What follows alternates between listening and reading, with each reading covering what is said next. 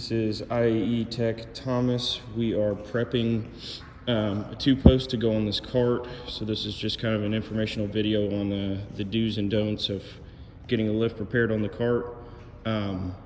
Most of your 10Ks and below, minus your Challengers, are going to come with metal framing where your columns are stacked. So first thing is just getting everything unpackaged. You get all your pieces and parts out. And all your pieces and small parts are going to end up, in the back of your truck. And then each one of these columns, your goal is to get them laying on their back, usually with the weight alternated. So you're going to have one column with the weight on this end, and I'm about to set this down. So you can kind of lift this column up, get it up in the air, and you can roll your cart right where you're going to want it. And you're going to want some blocks because once you set that column down, you got to be able to get your forks out. So some 4x4s or 6x6s, whatever blocks works for you. Just kind of getting this cart prepped to set both the columns on. Also, as you get all your pieces and parts out, most 10K and below lifts will have the cables pre-ran, so you can route those and kind of tuck the cables away nicely. You can also jam your cables. That doesn't necessarily have to happen, but on some models it's beneficial to go ahead and jam one end of the cable so it's ready.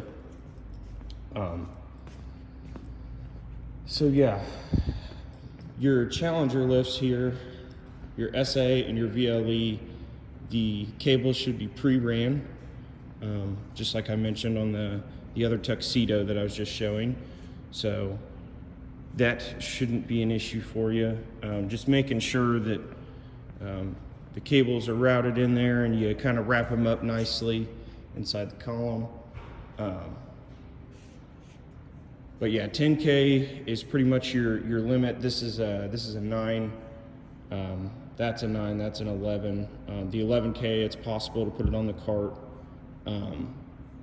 The 10K is as well. If you have extensions on, it can get hard to put them on the cart because then they're so tall it's hard to stand up by hand.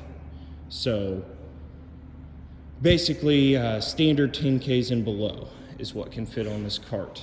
And pretty much no matter what, you kind of need to get the columns off of whatever, whether it's metal or a pallet, and get everything disassembled and just positioned on this cart. Like I said, weight alternated end to end.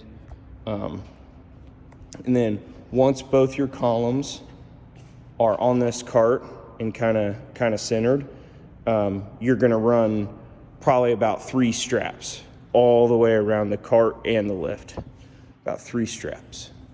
And then all your other pieces and parts are gonna go in the truck. This has a floor plate. And it's the only lift we have in the showroom here like that. The rest of them have overheads. So either your floor plate or your overhead will end up, you can put it on top of one of these columns next to it and strap it with the lift. So yeah, disassembly, getting it centered on the cart, make sure you have blocks. And if there's any prep that can be done as far as cables go, and also making sure fittings are tight.